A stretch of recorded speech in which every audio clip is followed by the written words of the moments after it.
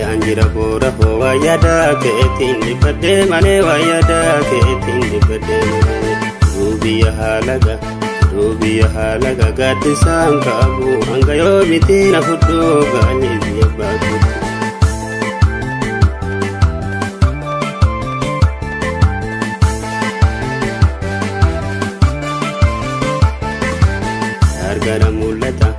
Dargara mul'ata biftunga na amare fubate ho biftunga na amare fubate cheetin si jaaladhe yoo nama na arraabe kutaate ho yoo nama na arraabe kutaate.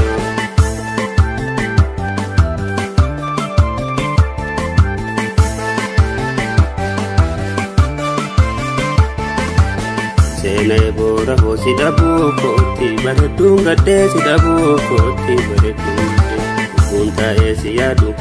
guntaa'ee si yaadu aadaa waan hedduu natti gammadee aadaa waan hedduu natti gammadee.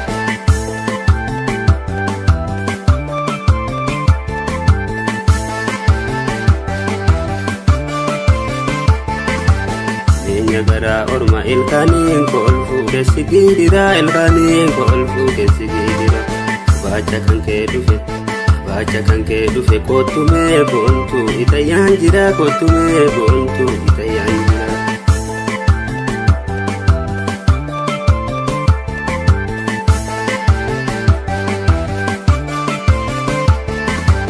Leesi dhabeensee anin beeyne boontu na yaachisaa kottumee maartiyyuu bagaachisaa isaan dhufee si argu warri keessaan taa'ee si eega hoo warri keessaan taa'ee si eega hoo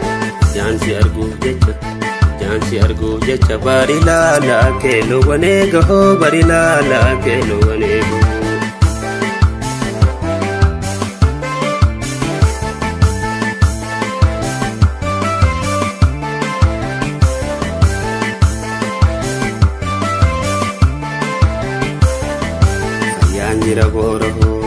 Yanjira gora ho wayada keetiin dibadde malee wayada keetiin dibadde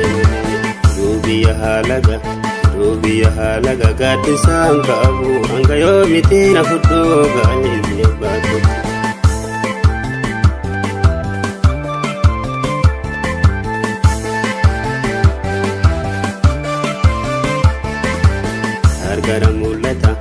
Dargara mul'ata biftunga na amare fubate ho biftunga na amare fubate cheetin si jaaladhe yoo nama na arraabe kutaate ho yoo nama na arraabe kutaate.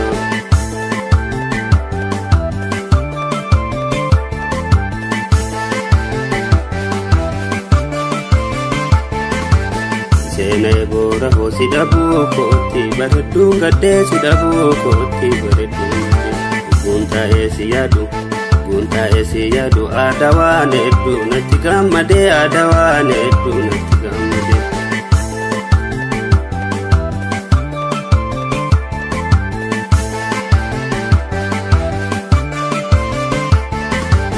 Beenya garaa orma ilkaaniin kolfuu keessi giidira ilkaaniin kolfuu keessi giidira baacha kan kee dhufe kottumee boontu itayyaan jira kottumee boontu itayyaan jira.